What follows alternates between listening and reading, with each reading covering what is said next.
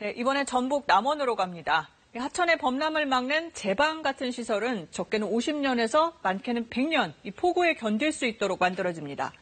그런데 이번 집중호우엔 속절없이 무너지고 말았습니다. 유진휘 기자가 보도합니다. 집중호우가 내린 지난 7일 섬진강 하천 수위가 급격히 불어나고 이튿날 다리까지 차오르는 물살에 제방이 견디지 못하고 결국에 터지고 말았습니다. 새벽 4시에 그 상황을 인지하고 6시부터 주민 대피령을 내리고 이틀 동안 최대 500mm의 기록적인 폭우가 쏟아진 전북 지역에서는 도로와 다리는 물론 하천을 중심으로 큰 피해가 났습니다. 공공시설 피해 가운데 20%가 넘는 120여 건이 하천 관련 피해입니다.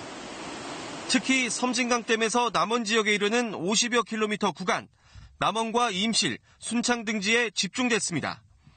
최근 5년 동안 전북에서 있었던 호우 피해보다도 많습니다. 하천 범람과 홍수를 막으려 설치한 제방 같은 수방시설이 제 기능을 하지 못하고 있는 겁니다. 국지성 호우가 가장 무서운 거거든요. 예측 못했던 비가 어느 한 곳에 일정 지역에 그냥 한 번에 뿌려버리다 보니 어떤 시설도 견디지 못하는. 국가하천인 섬진강의 제방 설계 빈도는 100년. 100년에 한 번 올까 말까 하는 기록적인 폭우에 견디도록 설계됐지만 이번 집중호우에 맥없이 무너졌습니다. 이런 상황에서 최대 80년 빈도에 맞춰 설계된 지방하천 제방은 더 취약할 수밖에 없습니다.